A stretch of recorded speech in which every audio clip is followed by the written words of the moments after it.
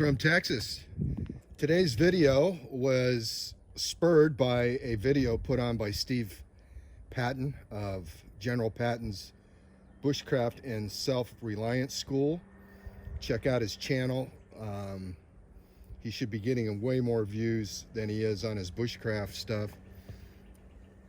He does some high quality videos and he puts a lot of work into it. Anyway, he had discovered Scho-Ka-Kola. This is a German chocolate, and I'll put a link down to his video in the description box. And he referenced me because he knows I'm into World War II history. Well, Steve, I've been there and done that.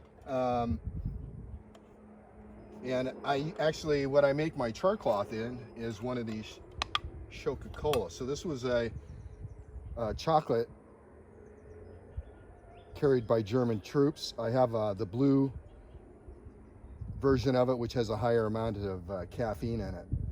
But anyway, this was kind of an energy thing, and it was sometimes rationed out to German troops. So while I was in my museum getting those, I thought I'd share with you some of my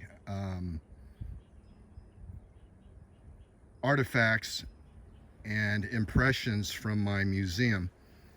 And today I'm just going to focus on the Africa Corps because I spent a good portion 2 years ago researching the Africa Corps, and I built uniforms.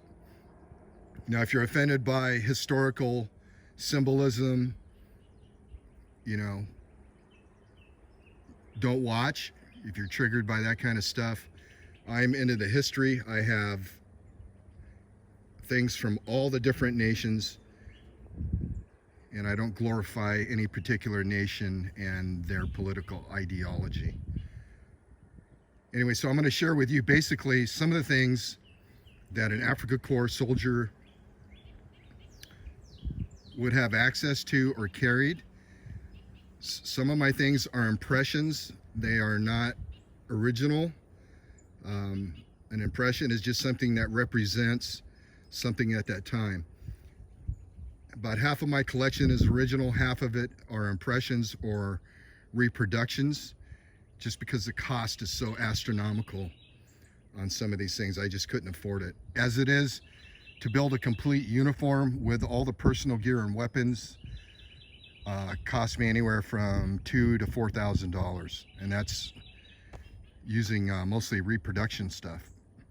So let's go ahead and I'll show you what I have here. I'll start off with some of the weapons. So first off, we have a GSD. This is a German reproduction of the STG-44, or the Sturmgewehr rifle, which pretty much is the grandfather of all modern combat rifles and carbines. It influenced Kalashnikov, who developed the AK-47, and further designs, American designs later on. I have a video on that. Next to that is the German P-38. This replaced the Luger. I have an original Luger. It's in my museum. I just couldn't get to it, and I have a video on that also. Over here we have another German GSG replica of the MP40 submachine gun. This fires 9mm. These all shoot. And over here is an authentic World War II German K-38 Mauser sniper version. These are very rare. I have the scope, a pair of binoculars that go with it, including the scope case. I have a video on that. So let's move over to the uniforms. Oh, before we get to the uniforms, let me go ahead and I forgot I had this other gear. On the far left there we have an entrenching tool. German equipment and uniforms, just like any other militaries, was fairly standardized.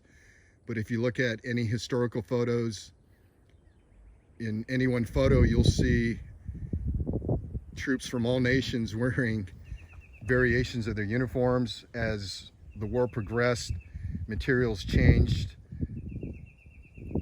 and quality change. So anyway, you'll see a wide variety of colors and things in the uniforms and equipment. So with that entrenching tool would be later on an Africa Korps version in the tan color, but they could be black leather, brown leather. It varied by rank and again what was available for the troops. Next to that, right here is a Panzerschreck. That's an anti-tank round. The Panzerschreck was the larger version of their Panzerfaust, and it looked like the American bazooka, but a much larger caliber. That is the forerunner for all the RPG and anti-armor projectiles. Next we had the German style stick grenades. Basically you just unscrewed the bottom cap and there was a ceramic ball with a rope cord and you would pull that and throw that. And those were, they work mostly on concussion rather than fragmentation, but you could throw those really accurately and a lot farther than you could other countries' grenades.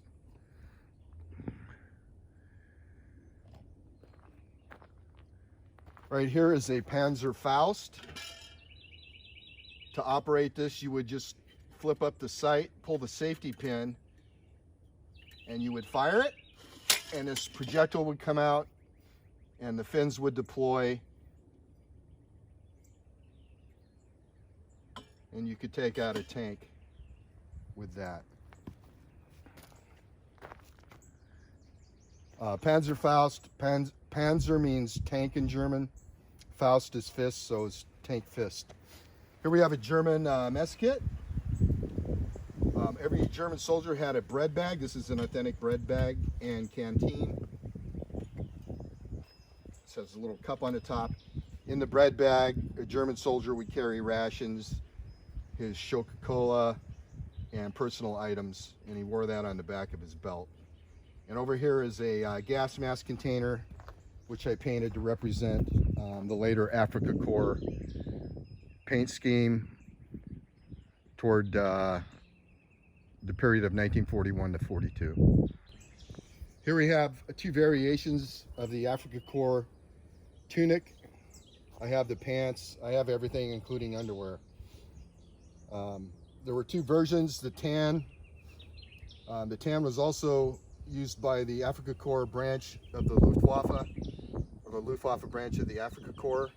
The way you could tell if it was the Luftwaffe is the eagle.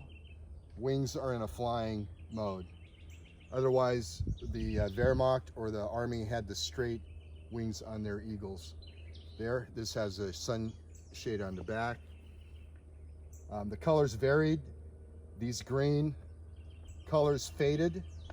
You can see this hat here is faded, sun faded, and it would almost look like a bleached white or an ivory color after a few months in the desert. So we have the tan uniform, which typically had this bluish gray emblem. Here you have on the shoulder piping indicated usually what type of unit the soldier was in. White is infantry, pink is armor. So that was one way to tell, and you can also tell the rank by the collar tabs, enlisted or officer. Here's a wound badge. This was their version of the Purple Heart. We have the German helmets, Stahlhelm with goggles from 1942. This is a reproduction helmet which I painted in the Africa Korps paint scheme.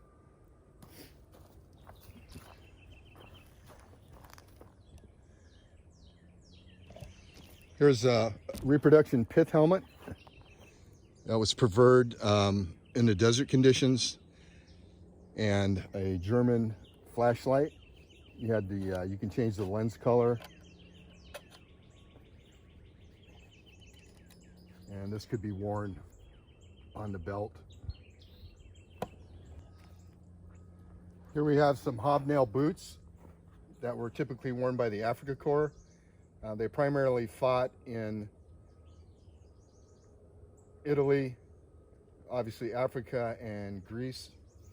And again, you'll find different variations of footwear and their uniforms depending on when and where they were at any particular time. A lot of the German Afrika Korps that were captured in Africa were housed in Texas. Per the Geneva Convention, a soldier captured in a particular region had to be imprisoned in a climate similar to that. So Arizona and Texas were two places that met that requirement. So we even have a prisoner of war camp in Hearne, Texas, which is just about an hour and a half away from here, and it's pretty interesting. Here's a replica of a German field ration with actual food in it. There's a chocolate bar. Here is a authentic first aid kit with all its contents.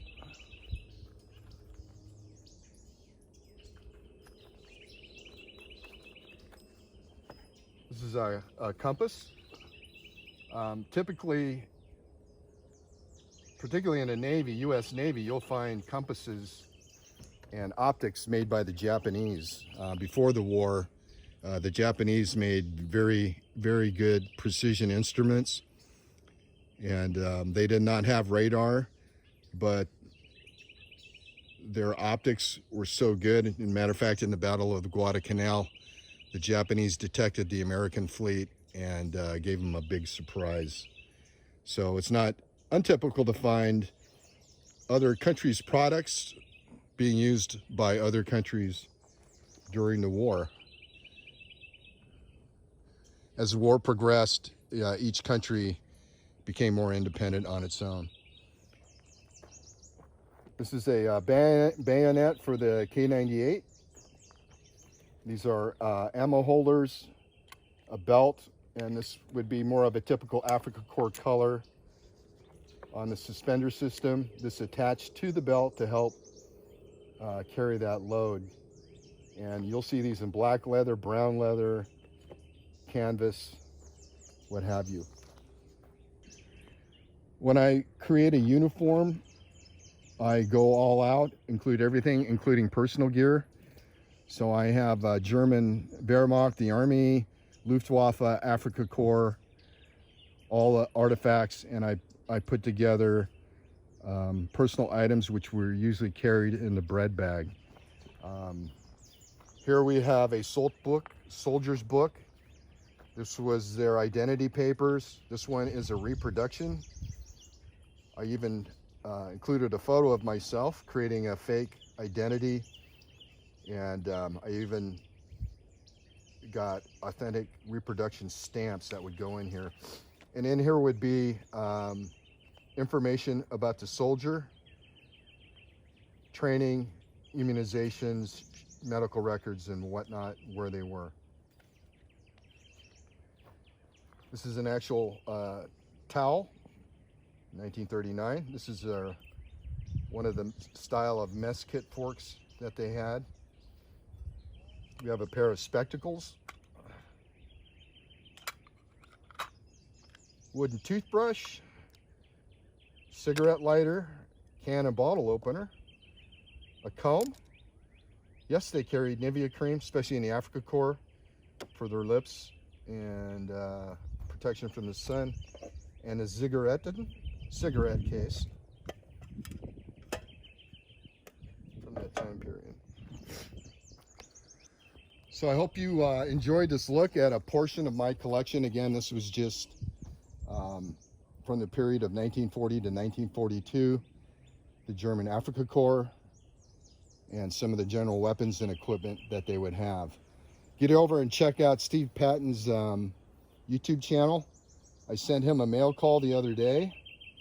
If you watched my videos, you watched me make something, and I made something for his hobo stove and to help support his channel.